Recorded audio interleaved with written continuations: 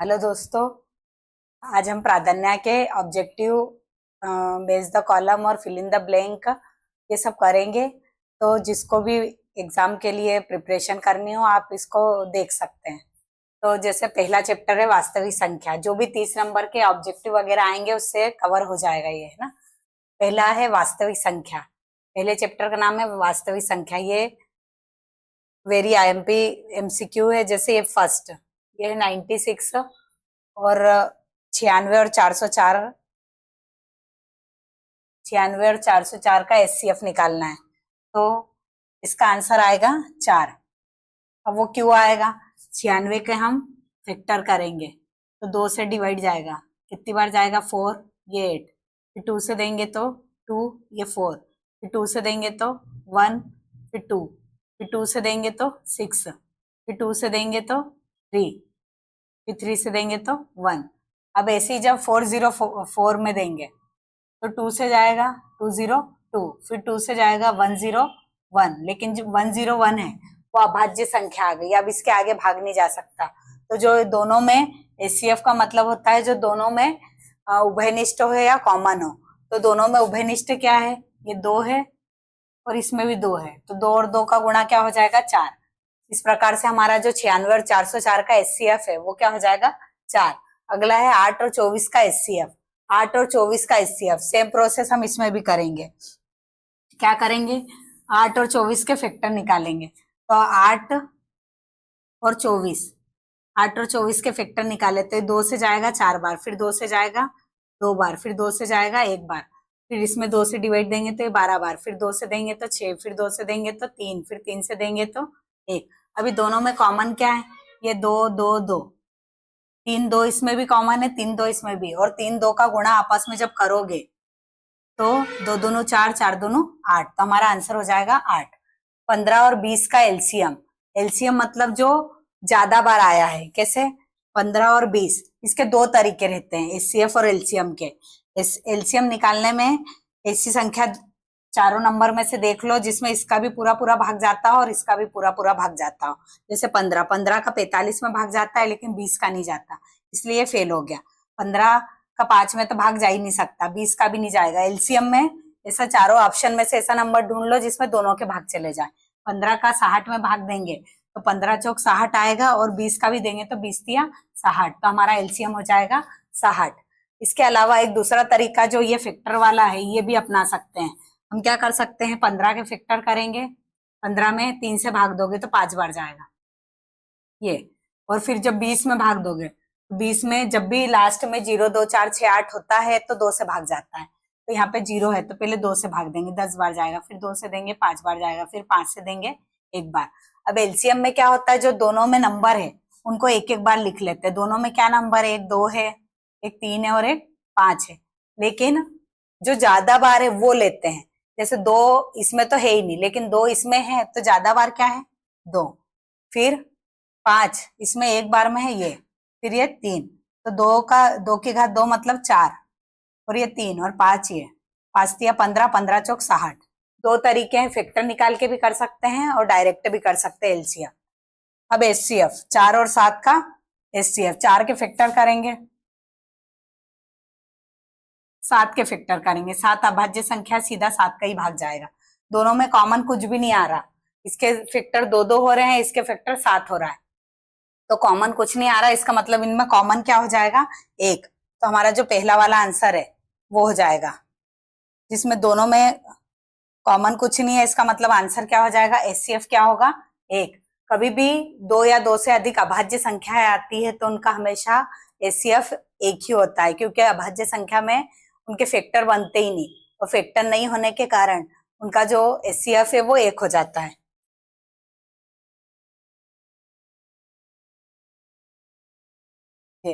यदि दो संख्याओं का गुणनफल 32 तथा एलसीएम 8 है तो उनका एचसीएफ निकालो। तो एक फार्मूला है कि दो संख्या का जो गुणा है वो एचसीएफ एलसीएम के गुणा के बराबर होता है।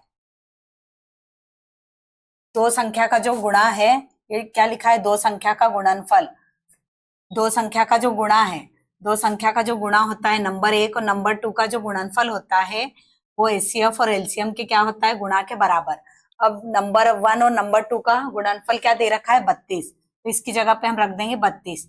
अब हमको एलसीएम दे रखा है 8 और एचसीएफ हमको पता करना है, तो 8 को कहाँ पहुंचा देंगे 32 के बट्टे में।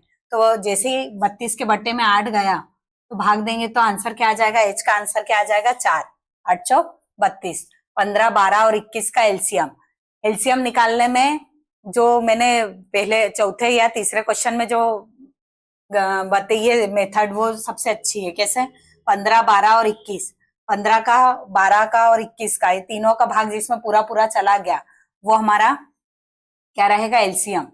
या फिर फैक्टर वाली मेथड से करो, तो फैक्टर वाली मेथड में क्या होगा, 15 को जब आप भाग देंगे, 15 के फैक्टर करेंगे तो 3 से भाग देंगे, 3 पंजे 15, फिर 12 के फैक्टर करेंगे तो 12 ये है, 2 से जाएगा 6 बार, फिर 2 से 3 बार, फिर 3 से 1 बार, फिर 21 में जब देंगे तो 3 से जाएगा, 3 सत्ते 21। अब इसमें नंबर कौन कौन से हैं, नंबर है हमारे दो है, तो 2 को लिख लो, फिर 3 है, फिर 5 है, फिर 7 है। अब तीनों में 2 ज्यादा बार किसमें है, इसमें, तो 2 की घात क्या हो जाएगी 2। फिर 3 ज्यादा बार किसमें है, 3 इसमें भी 1 बार है, इसमें भी 1 बार है, इसमें भी 1 बार है, तो उसके ऊपर घात बन जाएगी 1। 5 ज्यादा बार क्या है, 5 इसमें भी है और बाकी में तो है ही नहीं, तो 5 की घात भी 1। फिर 7 इसमें है और 1 ही बार है ये। अब इन सबका गुणा कर दो, 7 की घात 1 है मतलब 7 ही आएगा, 5 की घात 1 है मतलब 5, 3 की घात 1 है मतलब 3, 7 पंजे 35, 35 का 3 में करोगे 105, और 105 का जब 2 की घात 2, 2 की घात 2 मतलब 4, 4 का 105 में गुणा करोगे, तो 105 का 4 में गुणा करोगे तो 420 आंसर आएगा। तो हमारा सी ऑप्शन सही हो जाएगा। निम्नलिखित में से कौन सी अपरिमेय संख्या नहीं है। अपरिमेय संख्या का मतलब ये होता है कि जब भी करनी के अंदर कोई सा नंबर है और वो अभाज्य संख्या है, वो अभाज्य संख्या है, तो हमारी जो संख्या है वो क्या हो जाएगी अपरिमेय संख्या। अब जैसे ये नहीं पूछ रहे, नहीं को ऑब्जर्व करना है ना, इसके अंदर ये जो 2 है, 2 कौन सी संख्या है अभाज्य, तो ये वाली अपरिमेय संख्या है। करनी के अंदर 9 है, 9 अभाज्य संख्या नहीं है, इसको बाहर निकाल के 3 बनाया जा सकता है, तो ये अपरिमेय संख्या नहीं बची है, कौन सी बन गई परिमेय संख्या। तो हमारा आंसर बी होगा। बी क्यों होगा कि उसने पूछा अपरिमेय संख्या नहीं है, बाकी ये सब है। करनी के अंदर अभाज्य है तो ये भी अपरिमेय है, करनी के अंदर अभाज्य है तो ये भी अपरिमेय है, करनी के अंदर अभाज्य है तो ये भी अपरिमेय है। तो हमारा आंसर बी वाला सही हो जाएगा, नहीं ये वाला है ना। अब अगला, एक शून्योत्तर परिमेय संख्या और एक अपरिमेय संख्या का गुणनफल। जब भी परिमेय और अपरिमेय की बात आए तो हमेशा जो परिमेय संख्या है और जो अपरिमेय संख्या है उनका जो जोड़ होगा, घटाव होगा, गुणा होगा, भाग होगा, ये हमेशा कौन सी संख्या आएगी अपरिमेय। तो इसका आंसर क्या आ जाएगा अपरिमेय। जब भी अपरिमेय संख्या और परिमेय संख्या मिलेगी और उनका गुणा होगा तो आंसर आएगा अपरिमेय संख्या, सदैव अपरिमेय संख्या। अब इसके बाद जो सही विकल्प अभी वो सही विकल्प ही चल रहे हैं ना, 5 ऋण करनी 3। अभी मैंने बताया कि नॉर्मल संख्या है और उसमें जब परिमेय में अपरिमेय प्लस होगा, माइनस होगा, गुणा होगा, भाग होगा, तो जो संख्या बनेगी वो कौन सी बनेगी अपरिमेय संख्या। तो इसका आंसर भी क्या हो जाएगा अपरिमेय संख्या। यदि करनी p अपरिमेय संख्या है, अभी मैंने बताया था यदि करनी के अंदर अभाज्य संख्या आई तो हमारी संख्या कौन सी बन जाएगी अपरिमेय। कौन सी संख्या बन जाएगी अपरिमेय। तो हमारी जो करने के अंदर p परिमेय है तब p का मान क्या होगा, तो यदि अपरिमेय बोल रहा है तो जैसे तुमने यहाँ 4 रखा तो 4 अभाज्य नहीं होती, भाज्य होती है, तो ये बाहर निकल के 2 बन जाएगी, तो ये अपरिमेय नहीं है। इसको यदि रखोगे तो ये 4 बन जाएगी, तो ये भी नहीं है। इसको रखोगे तो ये 3 बन जाएगी, तो ये भी नहीं है। इसको यदि करनी के अंदर रखोगे तो ये बाहर नहीं निकल सकते, तो हमारा आंसर कौन सा हो जाएगा डी, ये अपरिमेय संख्या है, तो p का मान होगा, है ना। इसके बाद एचसीएफ 91 और 26, सेम प्रोसेस से 91 के फैक्टर करो, 26 के फैक्टर करो। एचसीएफ की बात हो रही है तो 91 के फैक्टर करेंगे तो सबसे पहले 2 से जा नहीं सकता, भाग पीछे 1 है, तो 3 के लिए दोनों का सम 10 हो रहा है तो 3 से भाग नहीं जा सकता। 5 के लिए पीछे 0 5 होना, 7 से भाग देंगे, 7 एकम 7, 7 या 21, फिर 13 से देंगे। 13 कौन सी अभाज्य संख्या, यहाँ पे 2 से देंगे तो 13 बार, फिर 13 बार, दोनों में कॉमन क्या आ रहा है 13, इसका मतलब हमारा एचसीएफ क्या हो जाएगा 13। इसके बाद अगला देखेंगे, गणितज्ञ कार्ल कार्ल फ्रेडरिक गॉस का समय काल क्या था। तो ये तो याद करने वाली चीज है, इसका आंसर क्या हो जाएगा डी, 1777 से 1855। ये कौन सा इनका समय था। ये एक गणितज्ञ थे जिनको राजकुमार भी कहा जाता है ना। एक परिमेय संख्या और एक अपरिमेय संख्या का योग। अभी मैंने बताया जब भी परिमेय अपरिमेय के योग की, गुणा की, भाग की, जोड़ की, किसी की भी बात आए तो आंसर क्या होगा अपरिमेय। तो इसका आंसर क्या हो जाएगा अपरिमेय। यदि p कोई अभाज्य संख्या और p a स्क्वायर को विभाजित करता है तो p a को भी विभाजित करेगा। तो जहां a क्या है, जैसे कोई सी p a स्क्वायर को विभाजित कर रहा है, a स्क्वायर मतलब जैसे 5 का वर्ग, 5 को वर्ग को यदि 5 भाग दे रहा है तो 5 में भी 5 का भाग जाएगा। 5 मतलब ये है हमारा a की जगह पे और ये a, मतलब वो ये बोलना चाह रहा है कि यदि किसी के स्क्वायर का भाग किसी नंबर से जाता है, जैसे मैं मान लो 49 में 7 का भाग देती हूँ तो 7 में भी 7 का भाग चला जाएगा।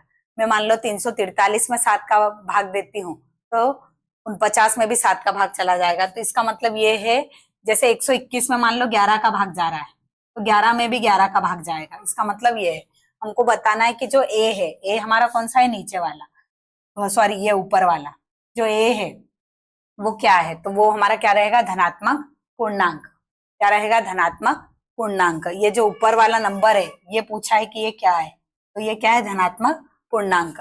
6 20 का एलसीएम है, 6 और 20 का एलसीएम क्या होगा 60। अभी हमने देखा था जिसमें भाग तो इसमें भी जा रहा है लेकिन जो ये वाला नंबर है इसमें 6 का भाग भी चला जाएगा और 20 का भी चला जाएगा, तो हमारा एलसीएम क्या हो जाएगा 60।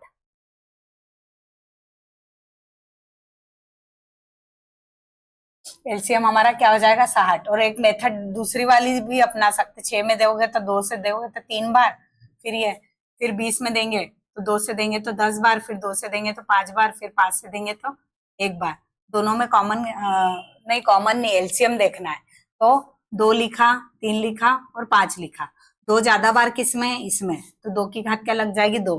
3 एक ही बार है तो 3 की घात 1 और 5 भी एक ही बार है तो 5 की घात 1। 2 की घात 2 करोगे तो 4, 3 और 5, 5 दिए 15 और 15 में 4 का गुणा करोगे तो 60। तो आंसर क्या हो जाएगा 60। दोनों तरीके अपना सकते हैं आप, है ना। अब रिक्त स्थानों की पूर्ति कीजिए। दो कर्णी 2 और कर्णी 3 कौन सी संख्या है। अभी मैंने बताया था कर्णी के अंदर जब भी कर्णी के अंदर जब भी अभाज्य संख्या आएगी, कर्णी के अंदर यदि अभाज्य संख्या है, अभाज्य संख्या क्या होती है जिसमें खुद का ही भाग जाता है, जैसे 2, 3, 5, 7, 11, 17, अधिक 19, 23। तो ऐसी संख्या जब भी कर्णी के अंदर आएगी तो कौन सी संख्या कहलाएगी अपरिमेय संख्या। अपरिमेय संख्या संख्या है तो यहाँ लिखा है बस अपरिमेय लिख दीजिए, है ना। 7, 11, 13 और 13 कौन सी संख्या है। अब जो ये अभी मैंने बताया जैसे 7, 11, यहाँ पे 13 भी आता है ना, 13, ये सब होती तो अभाज्य संख्या है, लेकिन यहाँ पे बीच में प्लस है, ये प्लस है इसका मतलब ये 2 पार्ट है इसके। तो ये जो इसमें से 13 और इसमें से 13, दोनों में से 13 क्या निकाल सकता है कॉमन। इस टाइप का एक मैथ से भी है। तो आगे जब हमने 13 को बाहर निकाल लिया तो अंदर क्या बचेगा 7 गुणित 11। और जो पीछे वाला पार्ट है उसमें 13 यदि तुम बाहर निकालोगे तो इसके साथ क्या था एक फैक्टर 1, तो ये 1 बचेगा। अब इसका मतलब ये हो जाएगा 77 और एक 78, तो हमारा हो जाएगा 13 गुणित 78। और किसी में भी 2 से ज्यादा गुणनखंड मिलते हैं किसी भी संख्या के। 2 से ज्यादा गुणनखंड मतलब वो या तो स्वयं या फिर एक, ये 2 के अलावा यदि किसी भी संख्या के गुणनखंड मिलते हैं तो वो अभाज्य नहीं बचता, वो कौन सी संख्या बन जाता है भाज्य। तो ये वाला जो है क्वेश्चन, दिखने में संख्याएं अभाज्य थी लेकिन इनका आंसर क्या आएगा भाज्य। परिमेय और अपरिमेय दोनों, परिमेय और अपरिमेय दोनों कौन सी संख्या रहेगी, सॉरी परिमेय और अपरिमेय जो हमारी वास्तविक संख्या होती है, रियल नंबर। दुनिया में जितने भी प्रकार की संख्या होती है सब पूरी मिला के कौन सी संख्या होती है वास्तविक संख्या, उसका नाम क्या है रियल नंबर। रियल नंबर तो ये काय से मिलके बनते हैं रियल नंबर, परिमेय और अपरिमेय।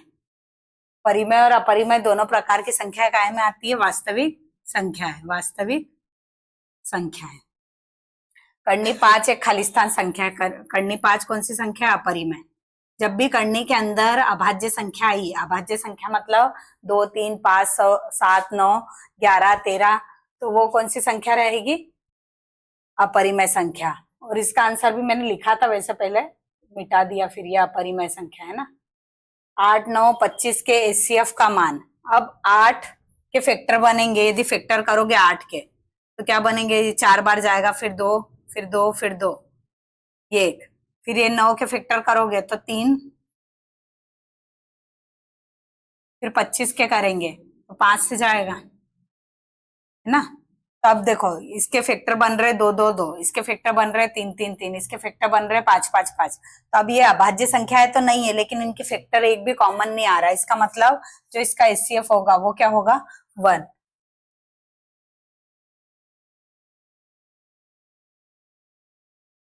अभी हमने देखा था कार्ल फ्रेडरिक गॉस को प्राय गणितज्ञों का क्या कहा जाता है? इसको राजकुमार कहा जाता है ना। और इनका सन भी देखा था अभी पिछले क्वेश्चन में, 1777 से 1855। तो इनको क्या कहा जाता है? राजकुमार। ये तो याद करने की चीज है ना। एक प्राकृत संख्या का अभाज्य गुणनखंड उसके गुणनखंडों के क्रम को छोड़ते हुए क्या होता है? अद्वितीय। अद्वितीय जैसे तुम्हारे फिंगरप्रिंट है, दुनिया में सबके अलग अलग है, यूनिक है। तो जैसे जो नंबर है, एक प्राकृत संख्या का अभाज्य गुणनखंड उसके गुणनखंडों के क्रम को छोड़ते हुए क्या होता है? अद्वितीय होता है। प्रत्येक भाज्य संख्या को खालिस्तान संख्याओं के गुणनफल के रूप में व्यक्त किया जा सकता है। जैसे कोई सी भी भाज्य संख्या ली, मान लो तुमने 26 ली, 26 के जब फैक्टर करोगे तो 2 से भाग देंगे, कितनी बार जाएगा? 13, फिर 13। तो ये जो बन रहा है, तो जो भी फैक्टर बनेंगे वो कौन से नंबर रहेंगे? अभाज्य। तो आंसर क्या हो जाएगा? अभाज्य संख्याओं। मतलब जो भी हमारा नंबर है, कुछ भी 512 है, तो ये कौन सी संख्या है? भाज्य। और जब इसके आप फैक्टर करोगे तो ये जो नंबर आएंगे यहाँ पे 2, 3, 5, 7 जो भी आएंगे सब, वो सब क्या रहेंगे? अभाज्य। 3 करनी 2 एक कौन सी संख्या? 3 करनी तो एक अपरिमेय संख्या है। मैंने बताया है जब भी कोई सी करनी के अंदर 2, 3, 5, 7, 11, 13, 17, 19 ये अभाज्य नंबर रहेंगे तो वो अपरिमेय संख्या होगी। और अपरिमेय संख्या यदि किसी में जुड़ेगी, घटेगी, गुणा होगी, यहाँ पे ये अकेला नंबर तो परिमेय है, लेकिन करनी 2 क्या है? अपरिमेय। तो वो गुणा हो रहा है, इसके कारण पूरी संख्या क्या हो जाएगी? अपरिमेय। अब एचसीएफ और एलसीएम, एचसीएफ और एलसीएम का जो गुणा है वो क्या होता है? दो संख्या का जो गुणनफल है वो एचसीएफ एलसीएम के बराबर आता है। तो अब यहाँ पे दो संख्या क्या है? ए और बी। तो इसका आंसर या तो हिंदी में लिख दो, दो संख्याओं का गुणनफल, दो संख्याओं का गुणनफल। या फिर इसका एक आंसर ये भी हो सकता है इसका, या फिर दो नंबर हमारे क्या है? ए और बी, तो दो संख्या क्या हो जाएगी? ए गुणित बी। दूसरा आंसर ये भी है। करनी दो एक कौन सी संख्या है? करनी दो कौन सी संख्या? अपरिमेय संख्या। ये हमारे जो हम ऑब्जेक्टिव और ये सब कर रहे हैं, प्राधान्य जो बहुत इंपॉर्टेंट बुक है उससे किए जा रहे हैं ना। तो संख्याओं में प्रत्येक उभयनिष्ठ अभाज्य गुणनखंड की सबसे छोटी घात का गुणनफल, जब भी हम फैक्टर करते हैं, मान लो दो नंबर है जैसे 26 है और 91, तो हमने इनका फैक्टर किया,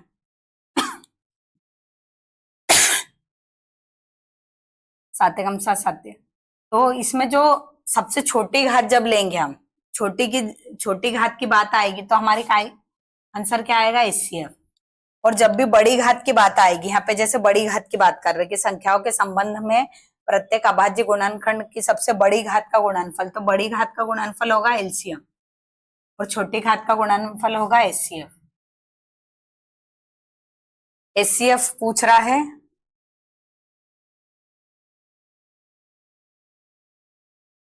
एचसीएफ पूछ रहा है वो 15 और 8 का। तो 15 के फैक्टर क्या होंगे?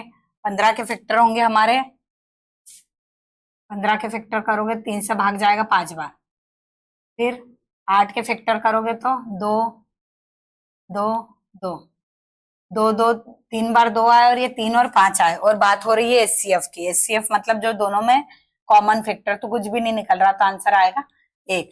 ये करनी दो का आंसर था अपरिमेय और सबसे छोटे घात का गुणनफल होगा HCF और सबसे बड़ी घात का गुणनफल होगा LCM। और इसका आंसर A गुणित B। अब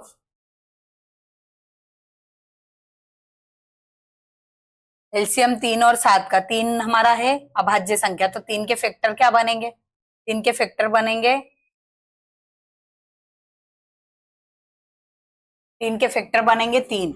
इसका फैक्टर करोगे तो ये बस 3 से भाग जाएगा अभाज्य संख्या, 7 में देंगे तो 7 से। तो दोनों में कॉमन क्या है? कुछ भी नहीं, तो आंसर क्या आ जाएगा? एचसीएफ क्या, सॉरी एलसीएम पूछा है, ये ध्यान रखना, एलसीएम पूछा है। एलसीएम मतलब जो 3 के फैक्टर करोगे तो एक बार गया, 7 का करोगे तो एक बार, तो ये दोनों 3 और 7 का गुणा करेंगे तो आंसर क्या आ जाएगा? 21। एलसीएम इसका 21 आ रहा है, यदि एचसीएफ पूछते तो एक आता है ना। कर्णी 3 एक सत्य असत्य बदना, कर्णी 3 एक परिमेय संख्या है। कर्णी के अंदर जब भी अभाज्य संख्या है तो वो कौन सी संख्या हो जाती है? अपरिमेय। तो ये क्या हो जाएगा? असत्य। आपको ये ऐसा क्रॉस नहीं बनाना है, असत्य लिख के आना है ना, पूरा असत्य। फिर प्रत्येक वास्तविक संख्या एक अपरिमेय संख्या होती है। वास्तविक संख्या में परिमेय भी आती है और अपरिमेय भी आती है। तो जो वास्तविक संख्या है वो बोल रहा है कि अपरिमेय होती है क्या, तो गलत हो जाएगा, ये भी गलत, ये भी गलत है ना। अब पूछ रहा है कि प्रत्येक अपरिमेय संख्या वास्तविक होती है। एक प्रकार से जैसे ये सरनेम है किसी व्यक्ति का और ये नाम है, तो सरनेम आगे आए और नाम पीछे आए तो गलत होगा, लेकिन नाम आगे आए और सरनेम पीछे आए तो क्या हो जाएगा? सही। जो अपरिमेय होती है वो वास्तविक होती है, क्योंकि वास्तविक के अंदर ये भी आता है और परिमेय भी आता है, इसलिए ये सही है। दो संख्याओं का गुणनफल उनके एचसीएफ और एलसीएम के गुणनफल के बराबर होता है, ये सूत्र है, ये भी क्या हो जाएगा? सही। दो संख्या कोई सी भी है, जैसे दो संख्या का जो गुणनफल है वो काय के बराबर होता है? n1 n2 का गुणनफल एलसीएम और एचसीएफ के मल्टीप्लाई के बराबर होता है। फिर अगला एक प्राकृत संख्या का अभाज्य एक प्राकृत संख्या का अभाज्य गुणनखंड उसके गुणनखंडों के क्रम को छोड़ते हुए अद्वितीय होता है, तो ये भी क्या हो जाएगा? सही। जो मैंने अभी बताया था फिंगरप्रिंट वाला, तो जो इसका जब हम फैक्टर करेंगे तो गुणनखंडों के क्रम को छोड़ते हुए क्या हो जाएगा? अद्वितीय। अब सत्य असत्य, एक बटे करनी दो एक परिमेय संख्या है, मैंने अभी बताया था जब भी अपरिमेय संख्या किसी में जोड़ेंगे, घटाएंगे, गुणा करेंगे, भाग करेंगे तो हमेशा क्या होगी? वो अपरिमेय होगी। और ये क्या बोल रहा है? करनी दो एक परिमेय संख्या, तो ये क्या हो जाएगा? ये भी गलत। तीन संख्याओं का गुणनफल उनके एचसीएफ और एलसीएम के गुणनफल के बराबर नहीं होता, होता है ना, ये यहाँ पे लगा लो, तो ये नहीं होता है बोल रहा, तो ये भी क्या हो जाएगा? गलत। करनी दो एक अपरिमेय संख्या है, करनी दो एक अपरिमेय संख्या है।